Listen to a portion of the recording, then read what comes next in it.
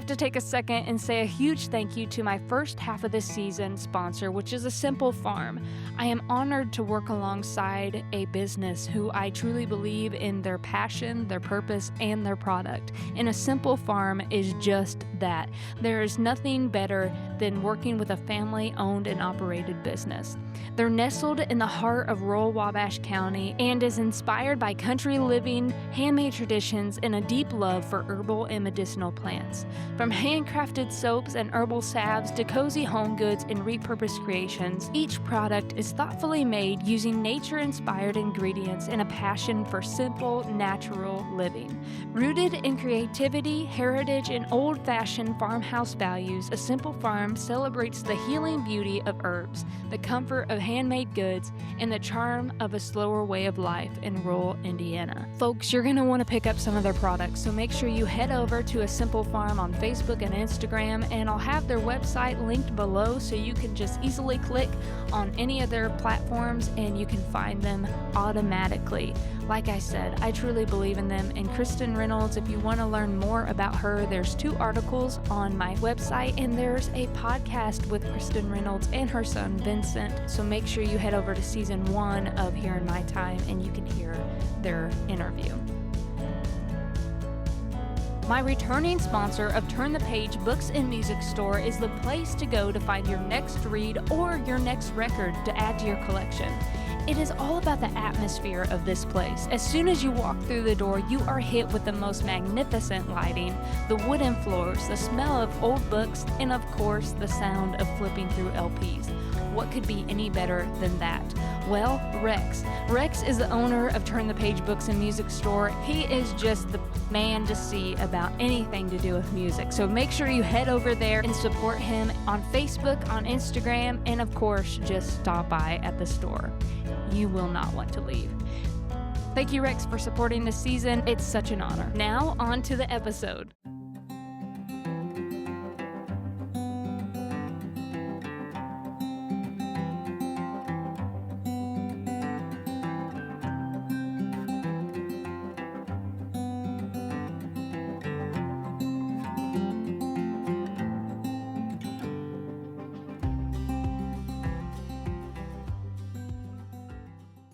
Hello, Lauren. Hi. I offered to do the interviewing side of the podcast because it's so difficult to interview yourself. Yeah. And I'm Carol Gebert, and you had interviewed me, and it was such an incredible experience. Fortunately, I'm not taking photos of you. That would be awkward and strange and bizarre. Oh, my darling. So, of course, I did a little research, and I learned that only 1% of podcasts last a year. Really? So you're in the 1%. It's getting there, yeah. Isn't that amazing? It's crazy. It's crazy. incredible. And it's called pod fading when the podcast just kind of peters out or dies. Oh, really? And it's because of burnout, inconsistent schedules, or unrealistic growth expectations. Yeah. Have you struggled with any of that? I think I have been more consistent than anything in my entire life on this podcast. I don't know how to explain it, but the growth thing just takes time in general. And when you love something, you're not really caring too much about. Of course, you want people to hear it, but you're not. I try not to focus on those like analytic sides of it, but burnout can feel sometimes, but not like I have in other creative senses past, I guess, if that makes sense. Right. Interesting. So why a podcast? Let's start there. You know what? I don't know if I really thought about a podcast itself. I think I grew up listening to, my grandparents telling stories, my parents telling stories, and one of the things that make me, in the weirdest way, and this sounds bad, but make me fall asleep every time, is when I am over at my grandparents and they're late, and I just love to hear them talk, and it relaxes me so much. So I think there was this idea of I love listening to other people's conversations, not in a creepy, like, I want to know what's going on way or a nosy way, but I with the love of storytelling and history, I just was like, how can I bring something like that into people's homes? And this just seemed to be a route that I could take because it's not as, um, I guess, strenuous as other platforms would be, or I don't know. I just kind of jumped into it, and I like to talk. A lot of people know I love to talk, so Y- so it just worked out very well. Fantastic. You have described yourself as an old soul, and your family has described you as an old soul. So I think we talked about this a little bit when you interviewed me, but why this theme of bridging the gap? Why did that become so important? I I think I realized it was an importance when it was something different for me to want to be around older people or talk to different people that weren't my age. Even if they were just 10 years older than me, it was looked at, "Oh, wow, you don't have friends maybe your age." And I do have friends my age, but I'm far more comfortable in the presence of older people. And I think it was the moment when people were saying, "Oh, you're just an old soul." And I thought, well, then how can I, I guess, like, how can I express this idea of this is normal and this is kind of a thing that I just naturally do? And I think other people need that in their lives because not everybody has it. And I think what the most important thing is we lose so much between people, and we've lost so much as a society in general between people. And I realized that I've always felt this pressure as an old soul when I started really accumulating that nickname in high school, and friends and close friends actually really gave me that nickname when I was working for my friend Bones, who's in her 70s. And high school, first time working on a farm, dreamed of it, met her down at Paradise Springs, and she looked at me and she goes, "I've never seen a young person that interested in what was happening." And we were sitting around one night with Bones and Buckeye, those are their nicknames, and they had been doing role playing all their lives, and they were sitting around a table like we're doing right now, except without a mic, and we had just finished supper because I found myself staying late after work, many nights just to listen to their stories. They're like, "We need to give you a nickname." I was like, the coolest part about the whole idea of bridging the gap between generations is they're just like yourself. Like, if you're young and you're talking to somebody old, they're just like you. Yeah. They're just like a kid. It was Mm. eye-opening to me because they're like, "We wanna give you a nickname. Like, let's give you, like, this kind of fun name." And they just said, "Well, we've been calling you Old Soul," and it just stuck from there, and I was like, "Yeah, that is a name." At first, I was like, "Man, but I like Buckeye and Bones. Can I have something like that kind of cool?" And then I was like, "No, that's, like, so perfect for me." But I think that was a realization when you get around people who might not be your age or might not be like you in general, you realize that they are, they once were a kid, and sometimes they never lose that kidness, and sometimes they are looking for a kid to bring that kidness out, if that makes sense. Uh, and yeah, I think it was that idea to realize that they're just like us and they just want to be. There's no pedestal, although there's wisdom there. There's no this, I have it figured out either. Like, I could ask them questions and they would be like, I'm using them as examples because that's the best way I can explain Right, it. But, right. it's like, it's this idea that, yes, they have all this wisdom and we do need to listen to this wisdom. But it's also awesome when they say, you know what? I never quite figured that part out, and I'm still working through this part. But I think that's what's important is this idea, or that's why it's so important. It's because these people, these generations, we lose them and we lose stories, we lose wisdom, we lose a lot of moments that would mean a lot. I don't know where I would be without Bones and Buckeye when I was in high school. I needed that kind of structure in my life. Well, friend structure like that, because I could be my complete self and all the things, and I think that's the thing is, like, once you start talking to people, you realize, "Wow, I can just" and vice versa, be myself, because sometimes we put on that act. Did I ramble? I probably No, rambled. that was fantastic. I've never been on this side of the mic. Now I know how my guest feels. Well, I'm going to well, let's back up. You had a vision for this podcast, this particular, what do you call it? This particular podcast, this session. Like, what we're talking about right now? Or, Yes, like your vision was to answer the questions of your listeners. yes, yeah, Okay. yeah, try So I have some, and I'm a listener. So I have a lot of I have, questions. like, 3 from my friends, and I love that. I love my Yay! friends. So I'm going to give a shout out to Lindsay Johnson. Yay! And her question is, what is something that you have learned about yourself this past year? I've learned that I can have a backbone, which that might not be what she's necessarily going towards, but I've learned that I have a voice, and I've learned that though my voice may differ from other people, it's okay to have differing opinions and differing points of views and stating those, but um, also just in general, trusting my gut. When I say backbone, it kinda all pours into that because it took me a very long time to realize that I could trust myself with a decision because everything seems so big in my life. All the decisions that I would take into something or questions I had, they seemed big. And as a kid, there are a lot of questions that are like big questions. Yes. But as I've gotten older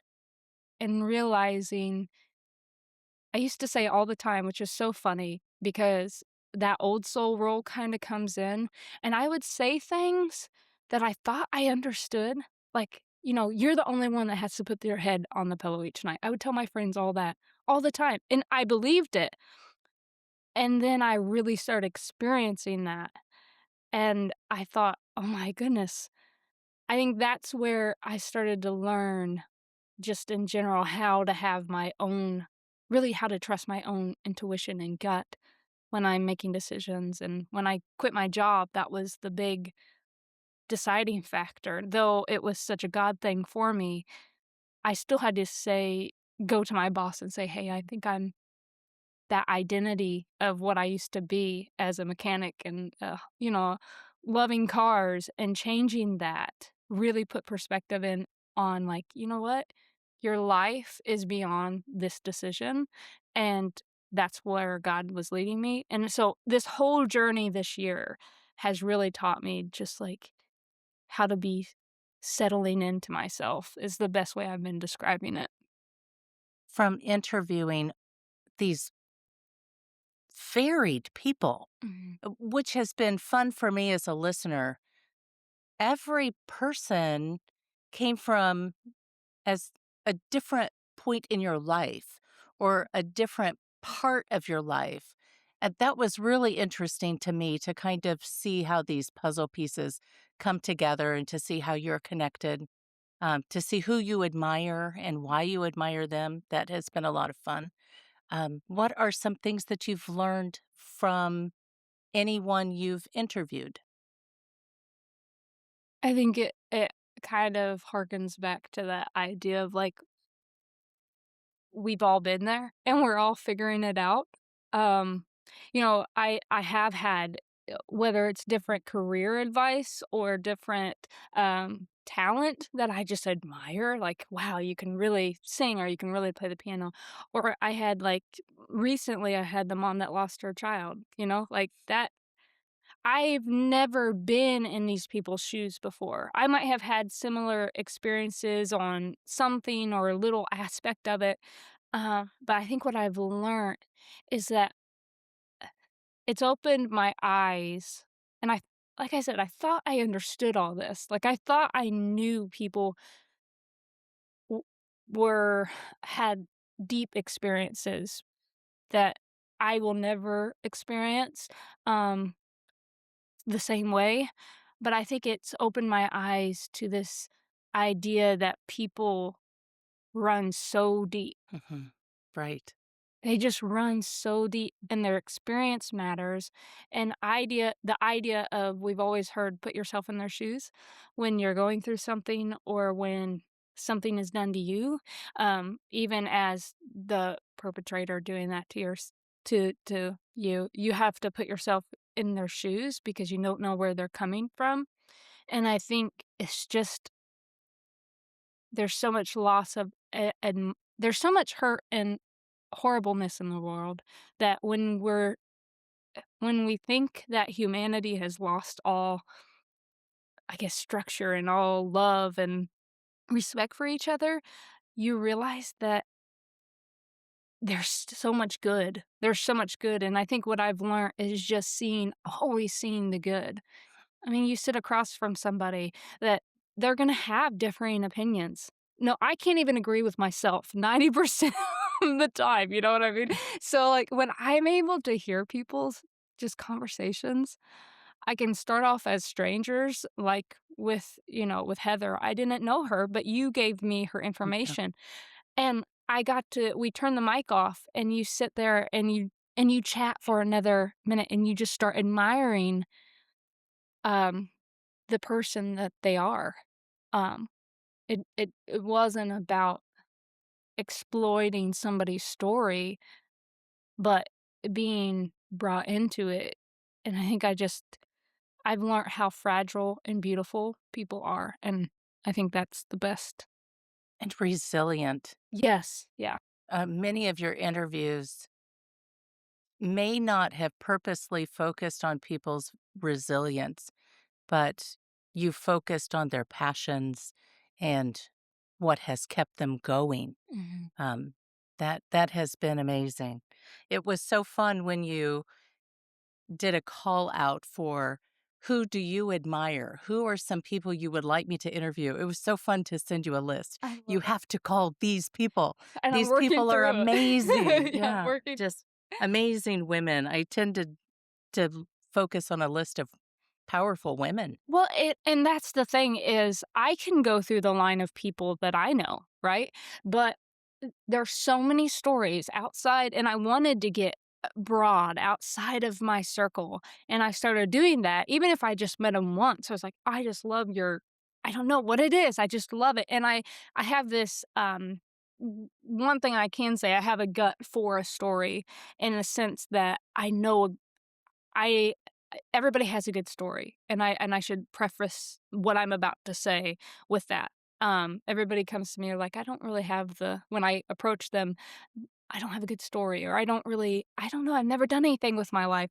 I said, "You Yeah. mean you haven't woke up every day?" Like, I don't understand where that I'm passionate about that day-to-day life because I'm trying to figure out my day-to-day life. Um, People just don't see that mirror flipped on them. They don't want to see the mirror flip sometimes. But when I say I have a kind of gut or a nose for a good story, I think that's where I love to bring out in people, and when I get to hear other people's opinion or not opinions, but was like I would love to know about this person more. It's this opportunity to document somebody that wouldn't get the mic otherwise, and I've said that a Right, right. thousand times, but it's so important that we're not just talking to the pop stars and we're not just talking to the people who are making big waves in society because what's happening is we're losing the little stories, and I say little as in like little man, like in a business, you've got the little man and you've got the big man. Same thing with stories. We lose that so quickly if we don't just talk to our neighbor and if we don't just talk to the person that owns the local store or the guy that you see fishing at the same fishing spot. I bet you they have great stories. So, yeah, anyway, I rambled again. Well, Denise Taylor has a question for you. Mhm. What or who do you credit life and ideas to? So it was interesting when I read that question because my automatic upbringing and my automatic belief is that God's given me this life and God's given me these thoughts. But what was interesting is I was like, wait a minute, I never actually, and this is gonna sound kind of confusing, but I knew, like, yeah, God gave me life. Like, I knew that. I know He gives me thoughts and gives me ideas, but I guess I didn't realize, yeah, God is giving me these thoughts. And I've always thought of it more as He's led my footsteps because um, He gives me free will to take footsteps. Uh, but sometimes He lines up this story, and I love the word story because it works so well, but lines up this whole story that's open for me. And all I have to do is say yes to it. And sometimes having thoughts or wondering what I'm supposed to do, I look at my life after quitting my job and I thought I would have never expected any of this. I can't take credit for any of this. I have no proof in the pudding to say that it was me. All I can say is like I don't know how it happened, but all I know is God has laid out such an amazing path and people and placed people in my life, people that I never would have thought would support my ideas or think, didn't realize I thought that way about me, or they seen something in me, and I know what they're seeing. I know that they're seeing, well, I hope that they're seeing the light of Christ in me, Mm. um, but I just wanna be a good person, and so when I was thinking about this idea that God actually gave me, these ideas, I always think of it as the footsteps in the sand when you look back Right. and you think, "Oh, if I wouldn't have just said yes to this wouldn't have happened, this opportunity wouldn't happen," or just He's made me so perfectly myself. And that journey of becoming myself and focusing on who God has made me to be instead of who I think God wants me to be, or what other people want me to be, or I think what I should be. The moment I started realizing that you are in a unique path and your path is not the same as somebody else, and allowing God to work in that, that's when I started to realize what Denise was saying about these ideas and um, thoughts. Because when the moments when I thought I don't know what I'm going to do or what I'm going to say, he gives it so well, and I can't take credit for that. But I think that's what the best answer I could give for that. Right. I've had so many students ask me over the years, or even my own kids, what should I do? Hmm. A or B? Hmm. And my answer usually is, because sometimes A is better than B, but Yes. Yeah. usually my answer is, what if both answers are fantastic? You just have to start walking a path, Hmm. because eventually you might get over to the other one, Yeah. but just choose one and go. Yeah. No, What it's if true. you're not wrong? That's Because they true. always wanna say, they always say, "I don't wanna be wrong. I don't wanna be wrong." Well, what if both of them are right? Right. No, well, and that's so true because my sister has to constantly remind me that my decisions that I make sometimes are not that deep. Like, don't freak out. I'll ask her, I'm like, but I just don't know. And I keep ruminating. I'm a great thinker. Okay. I like to think. I love to think out just all the time deeply about things. I think that's some people just like that sort of thing. And then I get into a rabbit hole where sometimes it's too much, where I have to limit myself and just jump or just do. But yeah, she's like, it's not that deep. 90% of the time, it's not that deep. Just see what happens. Um, for me, growing up in my relationship with Christ, and figuring it out, and I'm so far from, like, being perfect or being figuring this out and always being where I'm supposed to be, but realizing that I used to worry whether am I doing what God's wanting me to do? Am I seeing what God's wanting me to do? And what God's been working through me is He's like, "Remember half of the stories in the Bible, they had nobody knew what was happening. Like, they were on this crazy journey, they woulda never known, and sometimes I send you out on the water. Like, sometimes you're walking on water and it makes no sense, but there's so much power and redemption within your story every single time, and even from the smallest decisions that you make, sometimes just, like and maybe I'm getting in the weeds here, but I am it's a true part of my life, and I can't not deny the fact that decision making in my relationship with Christ needs to go hand in hand for me. Mhm. Sometimes it doesn't always do that. Sometimes it works out just fine when it's not, and sometimes I'm like, "Well, that probably could have been better if I would've just asked him instead of just jumped at the same time," but, yeah, I think knowing that idea that God's made me exactly who I am, He knows how I am, He knows every breath I'll take, all the hairs on my head, then there's no doubt that He's not gonna keep me. Like, He's gonna take care of me, and He's gonna figure it out, and so some of those decisions just have to just see what happens, because that is life. And isn't it amazing the beauty that God has made from mistakes Yeah, and the testimony people have because of their mistakes? yeah.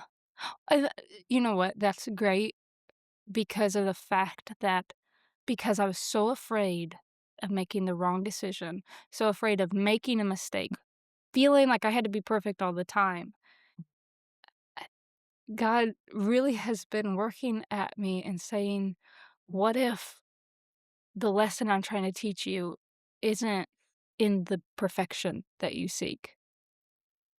And I it's been hard because it's hard for me to make mistakes, and it's hard, but I've also have been so in awe of that redemption, and I mean that big and small in my life, and sometimes it's moments like this where it I reflect on those things, and I Right. and I think, "Wow, I haven't been paying too much attention to that." And how do we learn our lessons without making mistakes once in a while? Isn't it do and being a creative and wanting to be good at everything that I do, even though that's not possible, I've learned so much making mistakes in general and thinking, "Man, that was just a fun ride." In the moment, it was hard, but, like, I got through it, and, like, it was great, like and that's just taking the spirituality out of it, but I'm just saying that that idea of just having fun and learning is great. Some of your listeners may not know all the passions you have. So I'm not asking you to brag about how great you are at all of these things, but are you a photographer? Ye Are you a musician? Yes, And you sing. I do sing. What instruments do you play? I my most comfortable and I should start with that. I can pick at least everything as far as, my piano and my guitar are my main things. I play drums, and I play a little bit of banjo, a little bit of dulcimer, a little bit I know things on the mandolin, but really those are piano and guitar are where I stride in because that's what I play a lot of, so You love to write? I love to write, yes. Oh, Yeah, it doesn't mean yeah. And understand, listeners, that when I'm saying this is if I'm telling you this is all I'm doing, I'm saying you could do it too. It's not about like I said, it's not like you said, I'm not trying to brag about myself, right, right. but realize that you don't have to be one thing. You can be everything. Bingo. You can be anything. Exactly. I had a sister once name 4 or 5 things that I was doing in my life at that particular time, and she said, "I just think, Carol Jean, you would be more successful if you would choose 1 and focus on 1." And I thought, "Do one thing 24/7? I cannot imagine." Wow, I just cannot imagine. That the key is in that what is success to you? Yeah, 'Cause if success is being the top notch in a trade, I I would encourage if that's right, all that you see yourself doing, right. then that is awesome. You use the word creative, and you are a creative, not just you are creative. So when someone is a creative, they're going to dabble in many, many, many areas, try many ways to see that vision, to feel, to experience. Well, if you don't put your hand to other things, and I've learned that, and whether it's crafting, whether it's building something, because I've had to learn a lot of things for my career, from welding Wow. to knowing material very well, or whatever it might be. There's so much cross stitching in this idea of putting your hands to a lot of different things, because you might not understand an element of one thing, and then you start working at another thing and you're like, oh wait, that makes sense on that, like I can see how that works, so now I understand this. It's great. It's the same thing as when a body worker is working on a car and they're putting Bondo on, and you can feel the highs and lows. It's the same way that I start seeing, because you have to also visually see some of those things, and whether I'm, building something in wood or whether it's whatever, seeing those light and shadows. Photography has helped so much in some of the things that I would have never thought actually made that cross. So I it's so amazing to actually, I think, I encourage people to put their hands to a lot of things and get, unless you're just so passionate about one thing, because I know people who are Yes. just so passionate about one thing, Yes. go for it, but also dabble in other things, because you never know what could inspire you to that next part of whatever thing that you want to be good at. Right. And could we just take a moment to tell girls, go into the trades? Oh, yeah, go into the trades for sure. I Go encourage it. into science, go into the trades. You can do many, many, many things. And find a mentor. Whether you're a Yes, man or a yes. woman, young, whatever it might be, find somebody who's gonna support you. Get a support system if you can, but just find a mentor, because the best thing you can possibly do, or I should say this, let me preface this. The worst thing that you could possibly do is get around somebody who doesn't have a passion for what they're doing. That's the if you're any kind of creative, you're kind of sensitive to your environment. The moment you start getting to around people that have lost that spark, and it happens, don't get me wrong, Right. you get burnt out, but who will tell you all the negative parts about this, and that's all they focus on, then you need to find a new mentor, because there's somebody who's passionate about what they're doing, and that makes it worth wild. Like, that makes it so much more fun, and trust me, as somebody who is so independent and wants to be independent and be able to be self-sufficient and do all the things by myself without anybody's help, my first words is, "I do it, I do it." You know, I encourage you to get people around you, because I've missed out so much on just trying to do everything myself.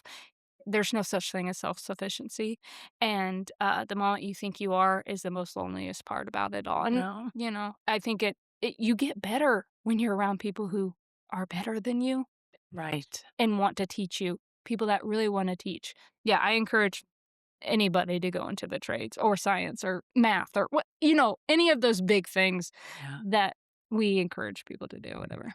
Being someone who's at the other end of the gap. I'll tell you this, when I was younger, wherever I moved, wherever I lived, I would adopt my family. So I would adopt new parents, I would adopt new grandparents, and I guess that was my way of bridging the gap, learning from other people, feeling surrounded by unconditional love, mentors, it's just encouraging, loving people. That was incredible. And now I find myself on the other side of that coin, Mm. where so many of those people have passed. And now I'm looking to the younger generation, who can I mentor? Who That's who so can I cool. bring into my life? It's cool that you're, thinking about that, 'cause some people don't think about it. It's like, uh, with Bones and Buckeye, they had a passion for young people, and they wanted to teach, but until somebody who came into their lives, eh, they are that's what I'm saying is, when you have a passion for something like that and you're constantly thinking about it, your eyes are open to it. If Bones would have never walked over to me, the whole trajectory of my life and who I am Yeah. character-wise would be and I credit that to them. My family is amazing, and Mhm. I would be just fine. Like, I can't say that I have had so much amazing family, and I admire my family and the work that they do.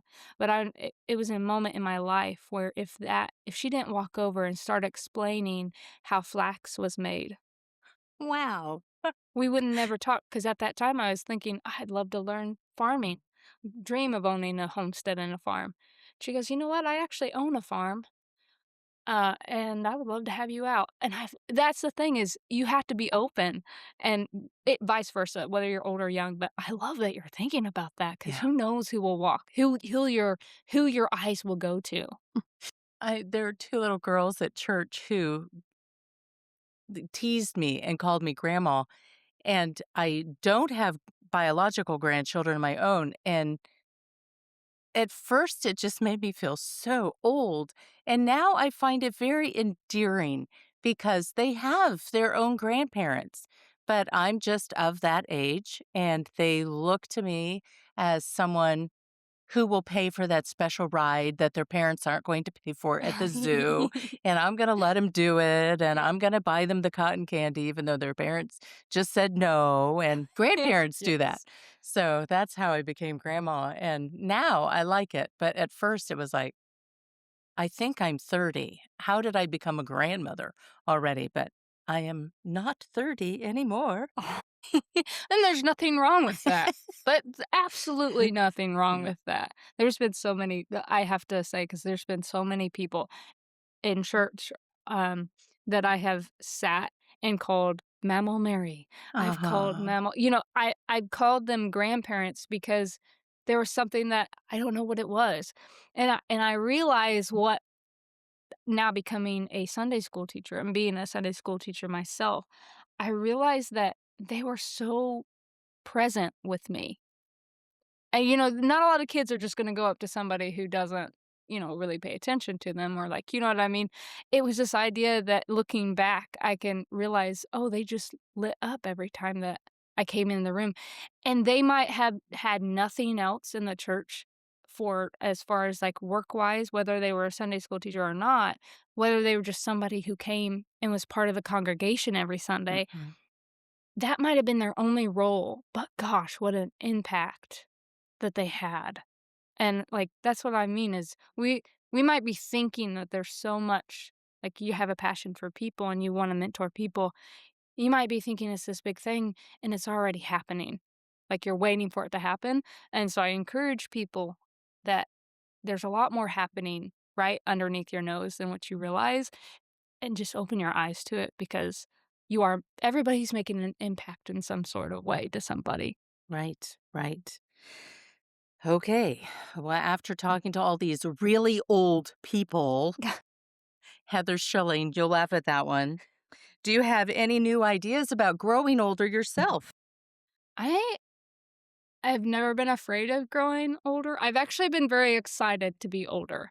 I've decided how I'm gonna be when I'm older. I figure that it's gonna be so much fun because there's so much grace for people who are older. Um, the pressure on younger people feel much greater than the pressure of older people on older people, I should say.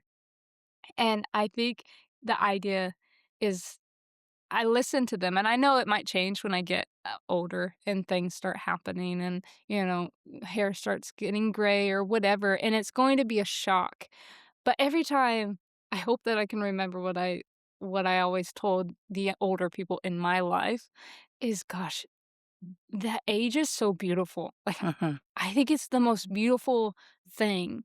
There's something about like, I hope I have all the lines, and I hope I have, like, the most, I don't know, wrinkled hands and, like, calloused hands um but, like, I don't know, I think aging is amazing, and I can't say that that's how I'm always gonna feel. I'm sure there's gonna be moments I have to say there's moments because sometimes I'm like, "I'm 26, I can't believe I'm 26," and even though that's not take that with a grain of salt because there all are older people listening and stuff, but, there are moments you're just shocked that life's going so fast, you know what I mean? So Right.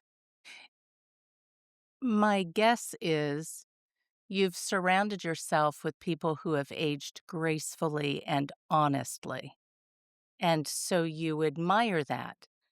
I I don't have a lot of people in my life who have Botox or plastic surgery. They have chosen to just age. I guess, and it's hard because, like you said earlier, you're like, I thought I was 30 in my Mhm. mind, In my mind. and we all have that age where we're stuck In at. my mind, my knees don't hurt. Yeah, and yes, yeah. I I think it's that deception, and it's getting worse and worse now because aging was just part of aging. I have this amazing book, I picked up somewhere at an old bookstore in Fort Wayne. It's all used books, and it's these portraits of Appalachian people, and I bet I should bring it up and have you look at it before you leave. But I'm like, gosh, because I'm obsessed with stories, I'm like, if somebody's I don't know, it's something this idea that, yeah, beauty is subjective. I really believe that because beauty is everything, and beauty is in horrible things, beauty is in good things, beauty is in lines and soft skin and color of your hair. But no, I think I don't know. I hope I don't lie to myself. You know what I mean? Like, I hope I can feel life so Mhm. much. I don't know, but it is a hard thing because I'm not there, but, yeah, Right. no, but I do find it beautiful, and I think people should lean into it, be okay with it, because there's just so much. What if we went through life, and the way I think about it is, what if we went through life and I stayed the same the entire time? Huh.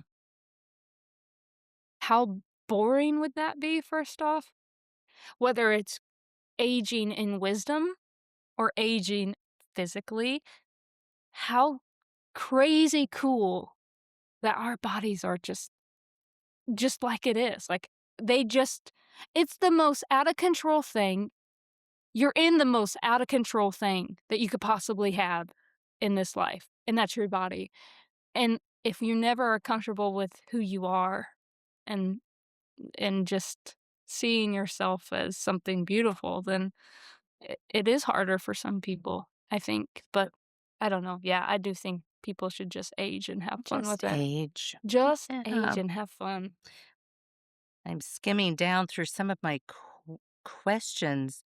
How would you describe yourself in just a few words? A few words, Lauren. I'm great at talking. There you So go. choose some adjectives. Like, what adjectives would describe you? Happy, I would say happy would be joyful, I hope, is what I would say. Do you know that in question number 10, I put, how do you keep your joy? I also think of you as a joyful person. Keep my joy. I I should say my joyfulness comes from loving life in general. It's easy to get distracted off of that and get in the muck of life. But yeah, I think, of course, joy, Christ gives me joyfulness. But how do I keep joy? I think is just keeping what's most important in mind in like life and people, and that's what keeps me joyful, I think. Ah, Hopefully that makes sense. here's just a silly question. What's on your playlist? Or maybe what movies have you seen that have just changed you? Or a book? And I'm going to say, because you're a Christian, other than the Bible, because that's just an assumption. So, yeah. So, a book, your playlist, any movies, anything I should run out and read, buy, listen to. Um, Well, anything by Dolly is pretty much on the list all the time. Okay. But okay, I would say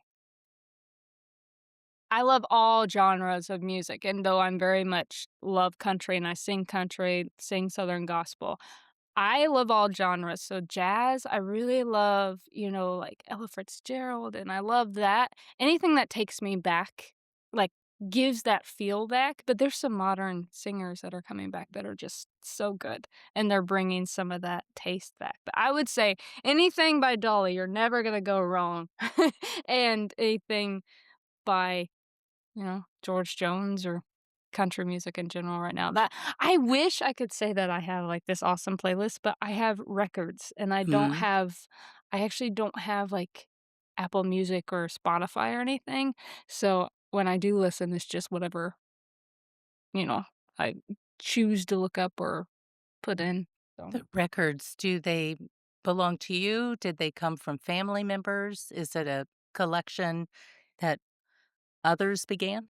So my dad is a record collector like no other. All those down there that you've walked through in our barn, listeners, is all dad's. But growing up on records, I bought my first record, which was Jimmy Dean, at that down at Bradley drugstore. That old Bradley drugstore building Yes. used to be sort of an antique store, and actually, the Francis Shops owner, which is Margie, back at that time, now her daughter owns it. Her husband actually owned that store, so that's where I got my first record at, but it was always instilled in me, and so it's just been a part. So I have a very, very small collection compared to dad, but I see it as he always says, "Well, just remember, it's basically your inheritance." So I'm like, "Yeah, I don't have to buy anything my entire life until record-wise, because he's probably has it." My first record I bought at Hook's drugstore in South Whitley, Indiana. Oh, It's a little 45. It was Carpenter's I'm on Top of the World. that's a good And one. my second one was a 45, Mm. also purchased at Hook's, Cher's Half Breed. My I gosh. know. That's I so was cool. cool. You were cool. Yeah, I mean, you still are cool. I mean, that's I was awesome. cooler then than I am now. Mhm. Well, we'll have to put the air conditioning on. It is a little toasty up here. Yeah, I think we're gonna just about wrap it up. 'Kay. But when you were young, did you ever have a teacher ask you the question, or maybe just someone in your life ask you the question, "What do you wanna be when you grow up?" Do you remember what that answer was? Um, I it had changed throughout, like, time, but first off, I thought for sure I would become a Dolly Parton. That's what I thought. I mean, anybody who knows me knows that. And then, but I wanted to it goes back to that idea of trying to impress. I wanted to be a psychologist, and I can see why I wanted to be a psychologist now looking back. But I only used that because it sounded really smart, and when, like, everybody was saying, like, "I wanna be this," uh, but it ended up being mechanic or working on cars or something like that, so That is so cool. so weird, but in It's so farming, so it's badass. it changed throughout all the time, but, like, yeah, it ended up mostly staying with the cars, so So, what does your inner child still want to accomplish? I don't think I ever grew up, so, uh, It's still also your outer child? it's a very just myself, uh, still wanna accomplish, making a difference, and that's it, and I think that's all that really matters now. Granted, there are big things that I would love to do and try and make and build and go to, but I think ultimately, on that serious note, would be making a difference. But if I didn't have to be serious about it, see, you're talking to somebody who thinks all the time. So I would say the thing that I would love to accomplish is to one day, like, like have my work displayed in some sense, whether it be like in a book or like writing or music or whatever it might be. Just any way of displaying that would be really cool. Let's get your photographs in the Honeywell Center. S yeah, I'll have to Let's see. work on that. I would love that actually. I actually have one that I took at the Cold Border Festival that I cried when I got it. And I was like, "That I can't believe I got that." That was really cool. I also love the picture that was recently posted of you on your backside taking pictures at the rodeo. And I loved that perspective of what photographers go through to get that shot. I could I didn't even David was there. He actually helped me get into the rodeo to take photos. I was like, "David," I said, "I really wanna take photos." I love rodeo. I love Western culture and, like, growing up watching, like, Westerns with my papaw, all the times, wanting to go out west, work on a ranch one day. There's something I wanna accomplish. Would love to work for a year on a ranch. Just Wow. give me the chance. But there's a few things I need to learn first. But yeah, he's like, "Yeah, come with me." So I went with him and I took photos and you get stuff in your head as a photographer. And I was looking back at some of the old photos that when I first started taking photos, I was like, those are I now understand when I was like, "That was bad. That was bad." People were very gracious when they saw that. But, now looking back, I was like, you get stuff in your head and you see what you want, and that's what I love about, like, creativity and making things and doing things and taking time to actually make the mistakes, do the things, just getting out there and doing it, is because when you're out there, like I was out there, I'm like, "I know what I want." I've never felt more confident. I honestly, as soon as I started getting the camera in my hands, I don't think I've ever been so confident in a vision necessarily. I mean, yeah, I was confident in the trades of cars, but not artistically. I was like, "I know what I want." And so it was really cool. If you look at I encourage people to go and look at the different photos from different photographers at the rodeo. Same people, same events, all the things, but see how they've changed their perspective compared to the next photographer. They're all amazing photographers. That's the thing is there's no really such thing as a bad photo, okay? But yes, there are artistically great photos. I'm not saying I'm an artistically great photographer, I should say. But I should say that I have found what I wanted. So when that little boy was doing the rope, I was like, I know you're giving him this amazing tallness to this boy was only, I guess, what, 4 feet maybe? I don't not even that. He was very tiny, and I have another one that I cried when I got. Like, it was just and I've never been this way, like, "This is awesome!" But, yeah, there's so much that perspective-wise can really change stuff, and it's so fun. It's just so fun to get and so anytime I take photos with people, because they know that I'm gonna be probably laying on the ground or, like, doing stuff, they're like, "Well, you gonna lay on the ground yet?" It's stuff like that, but It's yeah. fun to watch photographers work because, like, I didn't see that. And I'm looking at the same thing, Mhm. but I didn't see what they created in a photo. The lighting or Mhm. the perspective or like you get on the ground and look up. Um, it's just amazing to me to watch photographers work and then to see the result. It's cool. Some is in the editing too, but oftentimes it's just that pure moment. It is the pure I honestly do not I try not to, edit my photos as much as possible. There are things that are out of your control, if the lighting is just crazy, or you wanna try something, a new look or feel to it, and, but because I've love history and looking at books, and I wrote it in that post with the rodeo, but it's this idea of you're telling a story. Whether you build something or whether you're helping somebody at work, you're telling a story, uh, and the story is of love or the story is of what it took to make that piece and the tree that had been planted for over 300 Mhm. years.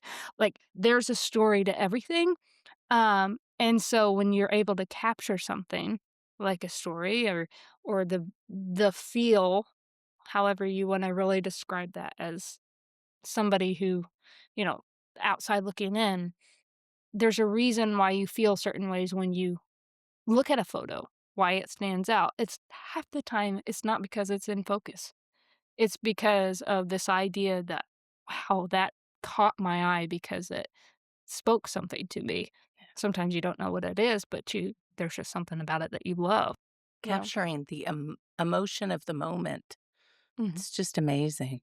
mhm. Mm. Well, I have watched you progress because you post on social media, so I've been able to watch this. But because you've also interviewed some of my friends, I've been able to see them repost things. So I don't mean to misquote Deborah Lynn, but I remember she said something about a photograph that you took of her, and she had her arms out with Yes. her with her director's I sh Yeah, baton, I can't think wand, of it. I her don't know. magic wand. Like, Oh my I gosh, where's my I can't vocabulary today? remember, but it's on Rah. the tip of my tongue. We'll remember when I am we so sorry, Deborah. I'm so sorry. So, okay, you may laugh at that. And so she mentioned that she just loved the movement in that picture. She loved the moment of that picture of her, Mhm. even though that isn't a gesture she would normally make. And it's just been so fun to watch you capture all these different people, both their voices and their stories, but also their photos, and to see them through your lens. That is just really cool. Well, thank you. I really appreciate that. It I think and the thing is, like, I'm not the best at all, um, but I love the people that I'm taking photos of, and I think that matters in a session. Yeah, there's great photographers that can take a photo of anything and make it look amazing, but there's something that I wanna capture deeper, and, like, that movement, it was something like I said, "Just have fun." Yes. Like, just do crazy stuff. I had never met her before, I only knew her name, but, I was like, "Just have fun." And I saw that, and I was like, "There's something about that." And the tricky part for me as a photographer is a lot of people are used to selfies and being in control of how they look and I get that, uh because people have this perception about themselves. And I'm trying to show the beauty that's beyond what they're seeing through the selfie screen. Like, there's that's beautiful, you're beautiful, but you're beautiful without a phone and without a photo in general, you're beautiful as you are. And so I'm trying to capture the moment of, like, a trueness to you. Because if I was going to capture a moment, take a photo of you, edit it to the extent of that's how you looked when I know that's not how you looked, I can't handle that because as an artist, I have to be true to who I am too, but also for you, you need to view yourself as this amazing, uh, person. And she just had this amazing movement, and I just knew it when I saw it, and sometimes I get side-eyed on things because I think, "Oh, this isn't that technically good," or "This isn't that" or "That cropping isn't the best," but it ended up being her favorite photo, and that's what matters to me. When somebody says, "Oh, I never saw myself in that way," or "I can't believe that's how I look," and I'm like, "It's who you are." Right. And it's great to give people those moments. Yes. When I moved back to Indiana, I had my headshots taken by Terry Eberly Photography Mhm, in South Whitley. And when he gave me the proofs, I cried. mhm. And he said, "What? What are you feeling?" And I said, "I just want to look like this every day." And he said, "You do." Yeah. And it's like, "I do because I don't think I look like that." Like, what is going on in my poor little brain? Who hurt me? How did I get so damaged that I would not think I looked like that? And when I came to you, Do you remember I brought my daddy bear? Yes. Because I wanted something that brought out this deep smile, this deep love, this deep affection. Mm. Because staring at a camera, I just give you The same look. the same look every time. Yeah. And my eyes don't even have depth in them. They just, oh, I just had, yeah, pictures taken at work. And it's like, there's nothing in those eyes. I'm not looking at someone I know or care about. If she had said, "Tell me about your dogs," oh, my whole face would have lit up. Well, that's why when when we do the photos before an interview, what people don't I should do something where people see the behind the scenes of like a photo of my Right. guests, because what happens is people come in really tense and they get nervous about it. We get it Right. done before the interview, because people surprisingly are more nervous about the photo than they are about the interview. And what happens is you start talking to them, having a conversation, and for me as a photographer, I shoot when they don't think I'm gonna shoot, because I like those moments of realness. Mhm. And what they would call is more documentary style photography or street style photography, in the fact that not out on the streets, but you're capturing an expression. And yes, it's portraiture, but it's a different I definitely have a different take on that, but yeah, it's it's the moments when they least expect it, and sometimes it's sometimes all you can get out of somebody is the stillness, and even then, the beauty about having a podcast and then with the photo on this is it brings depth, and though I would love to be a photographer that tells the whole story within a photo, I know that I could never capture somebody's story the same way as them telling me the story Right. in their own voice. And Right. so the hope is one day taking some of these photos and taking it and turning it into a book one day. But yeah, it it's cool to capture people's. It is cool to be captured. I love that you came. Thank you for doing And that. listeners should go back and listen to season 1 with Carol, because gosh, We yeah, had a lot of we fun. had a lot of fun. We got deep though, too. Deep and good, though, like, that's the thing is Right. that's the cool part about this all. And because of that podcast, I've had people reach out to me about events in my life that they weren't aware of. Really? And say things like, "I just want you to know I hear you," or "I see you now. Wow. I see you fully." I it explains a lot because they didn't know about my Praise God. childhood, so Yeah. they didn't understand some of my behavior as an adult. And it's very interesting when you take the time to understand the why Oh, yeah, it's rather than just look at behavior or mhm. decisions. Look There's at the why. yeah, there's always a why. That's the What's thing. under that? Yeah, there's always a why to everything, and that's one thing that I'm very like, I want to say, because of the fact that I'm sharing stories and people tend to, whether they mean to or not, share things that are deeper than they expected to go. Um, I never wanna exploit somebody's Right. story, and the thing is, listeners, people have complete control. Like, if they don't like what they hear, it's off. It doesn't matter to me. Like, that's the thing is, if we got done with an interview and they said, "I don't think this will work," like, "I don't think I want that," then it's not gonna be posted. I don't I don't wanna be clickbaity, I don't wanna be anything, that puts somebody in a place that is gonna be devalued Right. or used by somebody else. And there's been moments, really hard stories that went into the house and I thought, how am I going to tell this story? Yeah. Like, how, What do I edit? yeah. And if I do tell this story, what effects is that going to have on that person's life? Is it all, the thing it's not always going to be good. Hmm. Sadly, there's always going to be people that um, are not addressing people with the right heart. Um, And so I take a lot of I take a lot of um, thought and I truly care.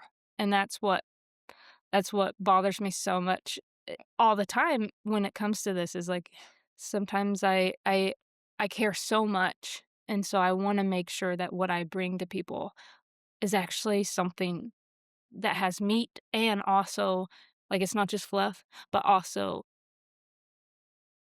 brings truth to it and truth to the society. Because yes, I want everything to be happy and go lucky on the podcast, but that's not story. If it was like that, nobody would want to listen to Right. just. Right. But it's not about listenership, okay? Because these stories matter, and it's something that I love that I can sit across the table from somebody and, like you said, have that person feel heard because that might be the first time sharing a story about something. And I like that. I like that I can at least be a filter and like, they can, It's a safe place. well, I hope so. That's what I want it Right. to be. Mhm. I might be paraphrasing you poorly, but I think the last question you asked each of your interviewees was, how do you hope to be remembered? I hope to be remembered as somebody who made people laugh and somebody who made people happy in general. I think that's the big. Of course, I want to be remembered for my relationship with Christ and being a good light to people, but I think that's a result. I think the result from that is to bring laughter and happiness to people. I think I just want to be remembered as somebody who brings happiness to people. That's all. Congratulations, Lauren. You have been interviewed. Oh my goodness. This is crazy. Thanks for helping me because I would have never got through it. As you can tell, I just talk and I'm great at it. But not always, but That was a lot of fun. thank you. I really appreciate it. You I really betcha. do.